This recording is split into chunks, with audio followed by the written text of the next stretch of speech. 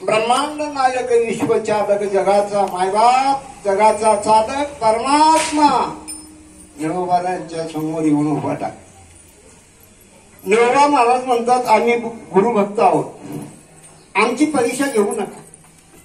देवा तुम्ही फार मोठे आहात, विश्वचालक आहात तुम्ही, विश्वंभर आहात तुम्ही, विश्वनाथ आहात तुम्ही. मोठ्या माणसांनी बोलल्याशिवाय कोणाच्या घरी जाऊ नये. तुला आम्ही बोलवले नाही.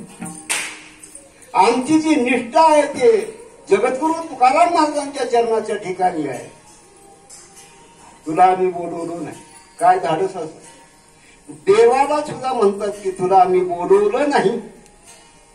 आता तुझ्यापेक्षा श्रेष्ठ असणारे आमचे गुरुनाथ आहे, आदिनाथ आहे, आमचे जगद्गुरु तुकाराम महाराज आहेत, त्यांना पाठवलं. एवढं सामर्थ्य ज्यांच्या उपासनेमध्ये होतं त्यांचं नाव असणारं निळोबा महाराज आहे. आणि त्या निळोबा महाराजाचा हा आभार लक्षात आलं. यालंय ना लक्षात. अशोक विठाला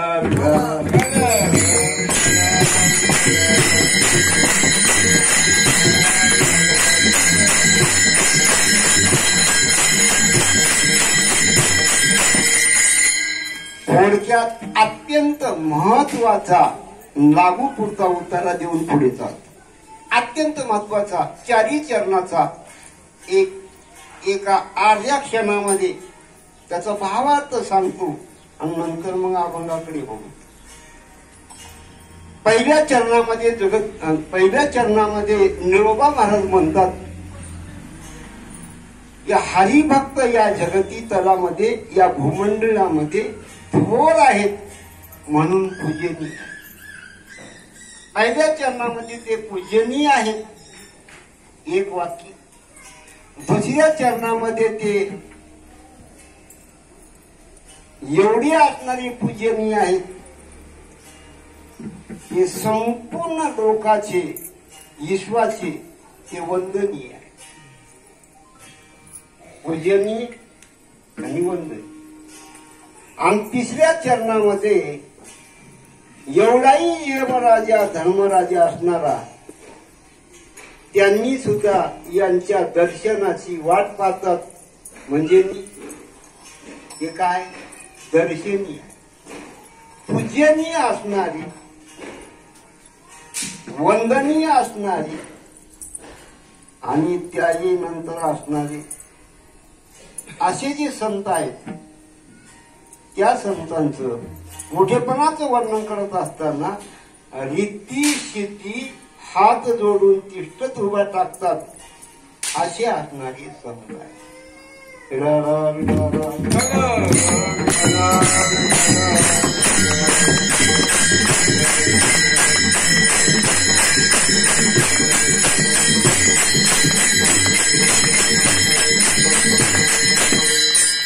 काय त्यांचा महिमा वर्ण वारंवार हरिभक्त थोर भुवंडळी.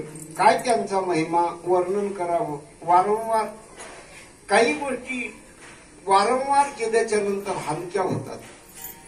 हलक्या होतात म्हणजे नीच बनतात, टाकाऊ बनतात, बिनकामी बनतात. जगतीतलामध्ये असं एकच वाङ्मय आहे, संत वाङ्मय. असं एकच चिंतन आहे, परमार्थ चिंतन. असं एकच तत्व आहे की देव तत्व. बाकीच्या वस्तू ज्या असणाऱ्या निष्काम होत्या, काय होतं, निष्फळ होतं. कालचा पेपर काय उपयोगाचा आहे, 15 दिवसाचा पेपर काय उपयोगाचा आहे. मी खालचं बोलत नाही, कचऱ्याच्या उपयोगाचा.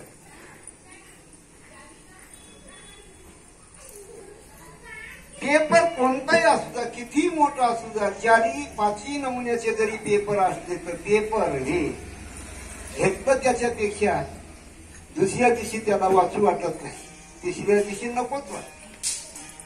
पण हजारो वर्षांची असणारी गीता आजही असणारी नवी आहे. हजारो वर्षाचं भागवत आजही असणार नव आहे. आणि संत वाङ्मय सुद्धा शेकडो वर्षांचं आहे, पण आजही हे नवं आहे. पण आपण रोज एकच आपण म्हणतो, लोचनी सुख झाले ओ साधनी. अभंग एक ओळी दररोज म्हणता, सुंदरते ध्यान दररोज म्हणता, हरिपाठ दररोज म्हणता. म्हणून ह्या अभंगाला जुन्ना झालं काय, पावर कमी झाला काय, होऊ शकत. याचं नाव असणार नित्य नवशास्त्र कोणतं असतं तर परमार्थ. हे अमृतमय आहे, हे हिताचं आहे, कल्याणाचं आहे, उद्धाराचं आहे, मोक्षाचं आहे. जीवन कृतार्थ करणारं वाङ्मय संत वाङ्मय आहे. विराट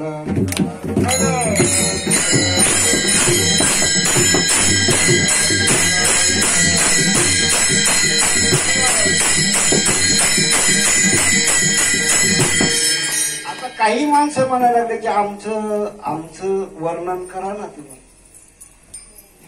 एक माणूस म्हणायला लागला मला माझच असणार रामायण देऊ काय महाराज.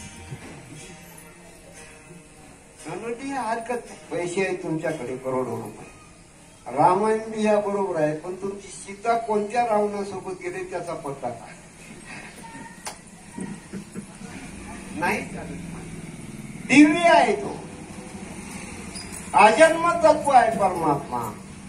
म्हणून त्यांची सरी आम्हाला येऊ शकत नाही, संतांची सरी आम्हाला येऊ शकत नाही, महात्म्यांची सरी आम्हाला येऊ शकत नाही, गुरूंची सरी आम्हाला येऊ शकत नाही. पण त्याचा अनुवाद करायला काय हरकत नाही.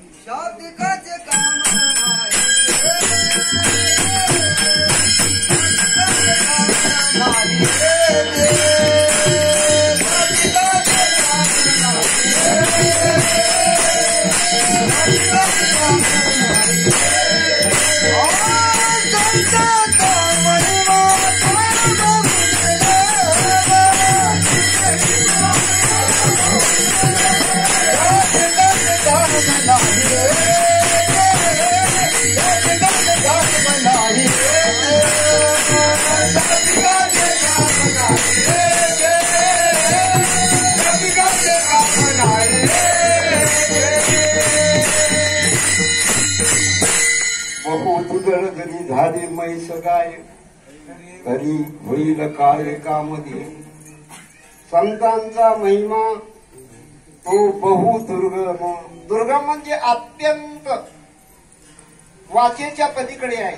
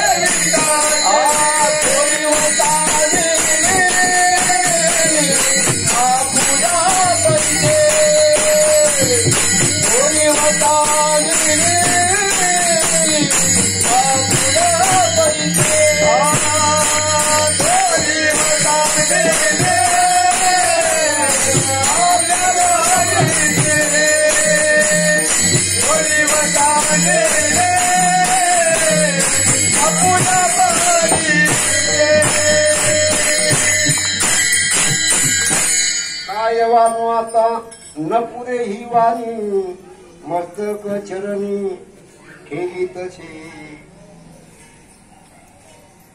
म्हणजे हे काय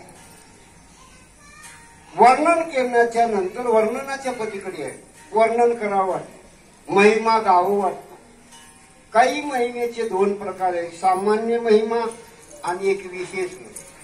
काही काही गोष्टी बोलताच येत नाहीत. एखाद्याला विचारावं.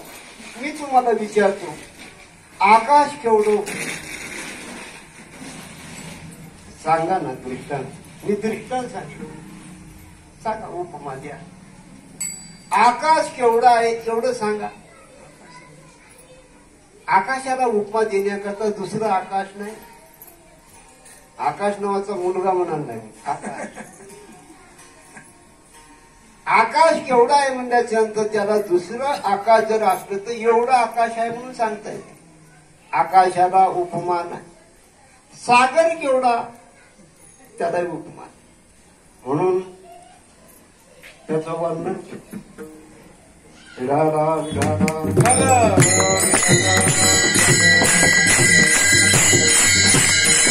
गगना गगनाकारम सागरा सागराकारम. त्याचं उत्तर असं आहे, आकाशा एवढंच आकाश आहे, सागरा एवढंच सागर आहे. रामाचं आणि रावणाचं युद्ध झालं ते कोणासारखं झालं दृष्टांत नाही. राम रावण झुंजले कैसे दुसरा दृष्टांत नाही, दुसरा योद्धा नाही. रामाचं आणि रावणाचं युद्ध रावणासारखं रामासारखंच झालं. याला दुसरा दृष्टांत नाही. तसं सद्गुरू केवढे, संत केवढे, महात्मे केवढे, त्यांच्या एवढे. विठाला विठाला